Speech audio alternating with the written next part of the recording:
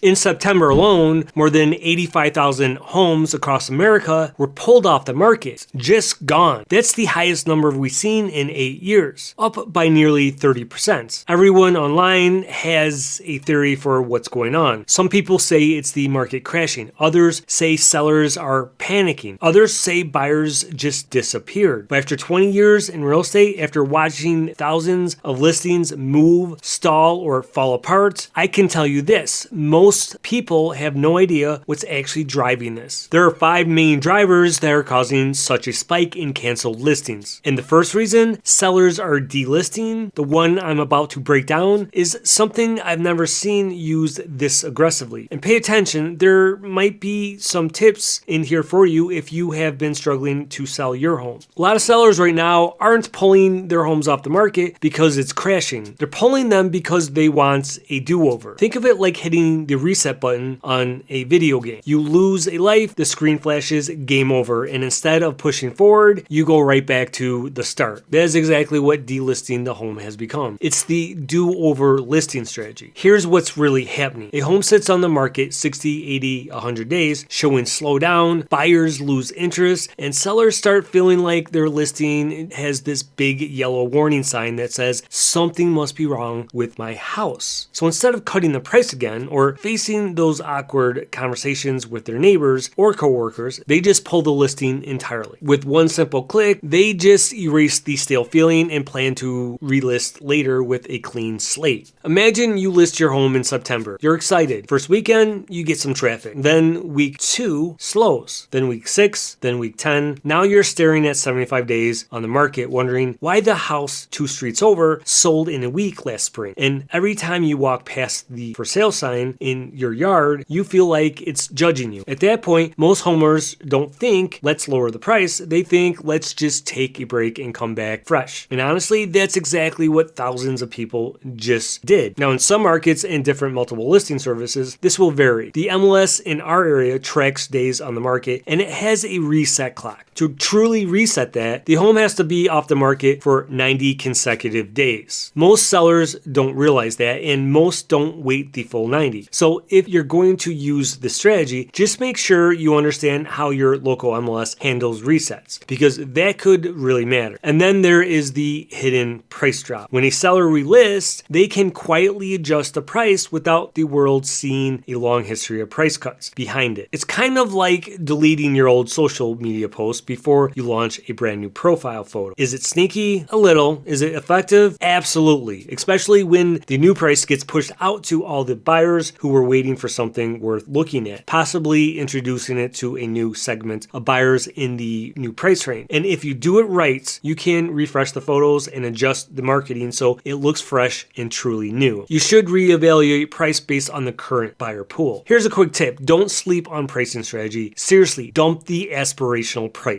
Your price is part of your overall marketing. A smart pricing strategy can widen your exposure and bring in more of the right buyers. A good agent knows exactly how to position that number to maximize your value. Sellers and listing agents are using the hidden price drop to game the algorithm. Every time a listing comes back as new, all portals push it out. New listing alerts, new search placement, new email notifications. It's like jumping in the front of line at Disney when everyone else is waiting in the heat. And sellers have figured out how to use this to their advantage. For some, face saving matters too. Let's be real, nobody wants their home sitting on the market looking unloved. Most sellers don't say this out loud, but I've watched it happen for 20 years. There's a point where the pressure becomes less about the price and more about the pride. Delisting gives people breathing room. It's a graceful exit instead of a public defeat. And of course, the spring bet. If you lived in Illinois for more than a few minutes, you know spring is basically the housing season. And this is true of many other markets across the country. Many sellers are delisting now because they plan to come back in March, April, or May, when buyer traffic is typically higher. And according to Redfin, 1 in every 5 delisted homes comes back within 3 months. So this isn't giving up, it's just repositioning. So here's a quick suggestion. Coming from someone that has seen thousands of negative and positive feedback from buyers over the years. Don't take it personally. If your home isn't selling right away, it's rarely about you or your home. It's about what buyers are prioritizing today and possibly misaligned strategy. You just need to work with your realtor to figure out how your home fits into what the market is telling you now. Not last year, not even last month. So that's the first big reason behind this record wave of delisting. But the next reason, this one hits a lot harder because it isn't about strategy, it's about money. And the math right now is absolutely brutal. A lot of sellers who delisted weren't playing some grand strategy. They simply realized they couldn't afford to sell. You have homeowners who have bought in 2020, 2021, and 2022. Many of them had lower down payments, like a 3 or a 5%. They watched prices rise and thought, we've got plenty of equity now. Then they go to sell and suddenly they see real estate commissions, transfer taxes, title fees, attorney fees, inspection credits, repairs, mortgage payoff, moving costs, and all that equity they thought they had, it evaporates. Nearly half the homes that were delisted were owned by people who bought in just the last 5 years, and 15% of those sellers were at risk of selling at a loss. When people say sellers are stubborn, that's not always true. Sometimes sellers literally cannot sell without writing a check at closing. No amount of negotiation can fix that. If you're considering selling, one of the first things you should do is sit down with your realtor and go over the cost to sell. Your realtor should be doing a full net sheet on all expected costs. You should be coming out of that meeting with 100% confidence that there are no hidden costs or fees. And guys, if you need a good realtor, just contact me. All my info is in the description below. Another part of this is human nature. It's what I call a comparative regret. Someone sees their neighbor sold for $450,000 in 2021. They bought at $460,000. Now the home is worth $455,000. They feel like they got ripped off, even though logically nothing is wrong. In psychology, there is actually a name for this. It's called loss aversion. We feel losses twice as intensely as gains. So even if someone isn't truly losing money, the comparison makes it feel like they are. It's not greed, it's just human psychology. So instead of selling for what the market supports, they pull out entirely. You also probably heard about the lock-in effect. If you're sitting on a 2.8% loan and buying your next home means paying 6% plus, your payment jumps hundreds of dollars per month, even if the new home is the same price. So now they're looking at selling for break-even cost or a loss, just to buy again at a higher rates with a higher payment during an uncertain market. A lot of people simply say, you know what, forget it. And then there's the accidental landlord pivot. You have the folks who go, if we can't get the price we want, we'll just rent it out. These sellers don't delist because they're discouraged. They delist because they found a plan B. And ironically, every home that gets rented instead of relisted keeps inventory tight, which keeps prices from dropping as quickly as some buyers hoped. So now we've got sellers pulling listings because they want a fresh start. They can't afford the sale, or selling puts them in a worse situation. But that still doesn't explain the bigger pattern, because something is happening, a kind of psychological standoff. This is the tug of war that nobody wants to talk about. Sellers are anchored to yesterday. They've seen what homes in their neighborhood sold for in 2021 and 2022. They hear the story about the bidding war down the street. They remember their estimate peaking at some ridiculous number, so when the market cools, they don't adjust. Their thought process becomes, my home is better than those. We're not giving it away. And buyers are anchored to today. Buyers aren't disappearing, they're doing the math. A payment that used to be $2,000 5 years ago is closer to $3,000 today. So buyers are picky, they're patient, they want updated kitchens, clean mechanicals,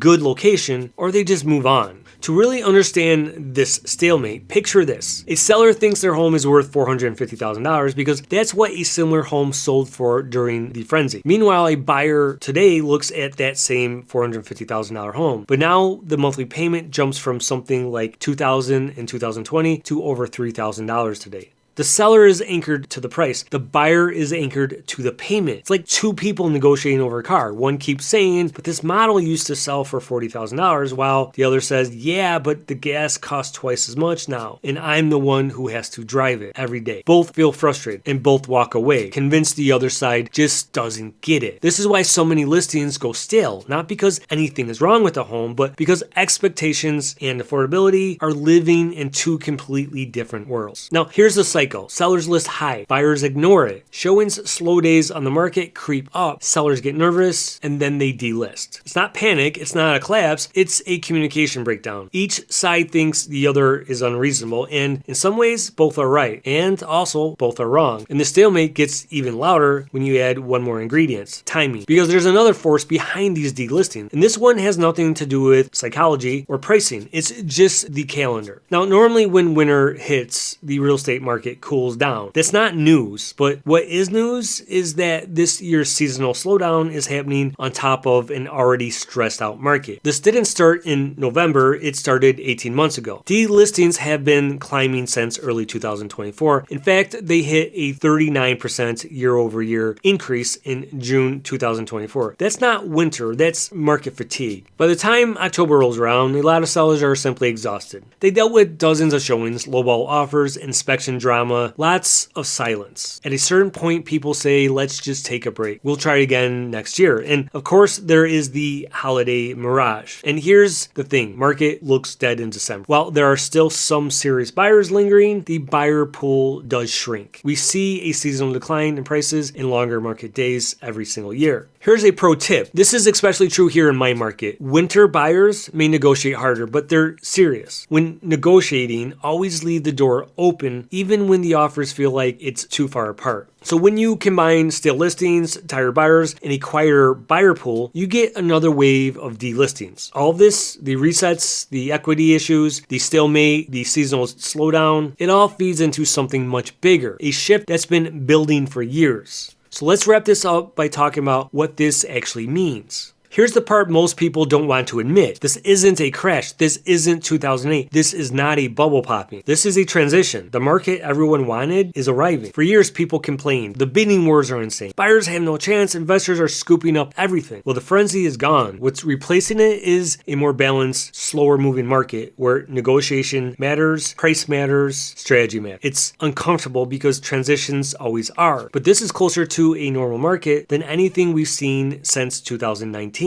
One of the biggest misconceptions right now is the idea that the national market is collapsing. But here's the reality. Florida and Texas are seeing delistings in the 7 to 8% range. Meanwhile, here in Chicago area, one of the only metros where delistings actually declines, down by about 1% year over year. We are not Florida. We are not Austin. We are not Phoenix. The Midwest moves differently, and right now, it's more stable than the headline suggests. And here's the bigger picture. Every housing cycle has its moments where things shift gears, where the market stops running on adrenaline and starts running on fundamentals again. That's what this is. We're moving from who can bid the fastest market to who can justify the payments in this market. If you're a homer, that means your expectations have to adjust with the times. If you're a buyer, it means you finally have room to breathe again. And if you're watching the headlines wondering what comes next, the answer is simple. We're entering a market where strategy finally matters again. This is not a cliff, it's a curve, and the success depends on how well you navigate it. Look at it this way. Imagine a big bridge with cars going both ways. Suddenly it freezes, not collapses, just a freeze. Nobody can move until the conditions change. That's where we are. The market isn't falling, it's waiting for rates to shift, waiting for affordability to improve, waiting for expectations to realign. And when the thaw comes, whether that is this coming spring or a few years from now, everything will start to move again. You want to reassess quickly. The market shifts fast. And if your home is sitting with little to no showings or no offers, it's time to take a hard look at the strategy. Talk with your agent, ask how often they're reevaluating your price, the condition, and the market. And when they recommend a change, do it. If you wait 2 or 3 months to adjust, it's already too late. Now, do you agree with any of these reasons? What do you think is the biggest reason we're seeing a spike in delistings or cancellations? Do you feel like this is a market shift or a seasonal cycle? Please share in the comments below. And if you'd like to get a hold of me, all my contact information is in the description below. Thanks for watching, and I will see you next time.